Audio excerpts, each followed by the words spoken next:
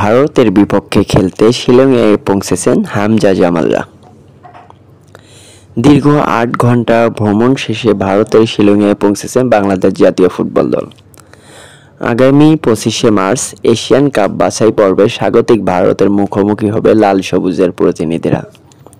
ম্যাচটি অনুষ্ঠিত হবে শিলংয়ের নেহেরু স্টেডিয়ামে। বৃহস্পতিবার সকাল ৯টায় ঢাকার হযরত শাহজালাল আন্তর্জাতিক বিমানবন্দর থেকে রওনা দেন হেভিয়ার ক্যাবলের শিষ্যরা। স্থায়ী সময় বিকেল ৪টায় শিলংয়ে পৌঁছে প্রস্তুতির জন্য তারা মাঠে নামে। এবার মোট ২৪ জনের স্কোয়াড নিয়ে সফরে গেছেন কোচ, কারণ দেশ ছাড়ার আগে চূড়ান্ত স্কোয়াড ঘোষণা করা হয়নি। জাতীয় দলে নতুন করে আলোচনায় এসেছেন বাংলাদেশে বংশোদ্ভূত ইংল্যান্ডের ফুটবলার হামজা দেওয়ান চৌধুরী। ইংল্যান্ড থেকে সরাসরি সিলেট হয়ে দলে যোগ দেন এই মিডফিল্ডার।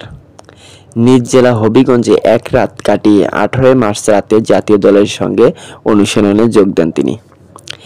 এরপর আনুষ্ঠানিক সংবাদ সম্মেলনে অংশ নিয়ে ভারতের উদ্দেশ্যে যাত্রা করেন। হামজার দলে যোগ দেওয়ার খবর ছড়িয়ে পড়তে আলোচনায় আসে আরেক চমক। অবসর ভেঙে ফেরত এসেছেন ভারতের তারকা ফরোয়ার্ড সুনীল ছেত্রী।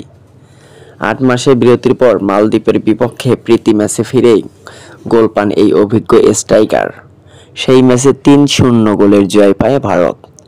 তবে ম্যাচ জয় পেলেও ইনজুরিতে পড়েছেন ভারতের ৩ গুরুত্বপূর্ণ খেলোয়াড়, যা আসন্ন ম্যাচে তাদের জন্য বড় ধাক্কা হতে পারে।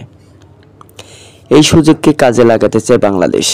প্রস্তুতি শেষে সময়গুলোতে ইতিমধ্যে পরিকল্পনায় সাজাতে ব্যস্ত কোচ ক্যাবরেরা ও তার শিষ্যরা।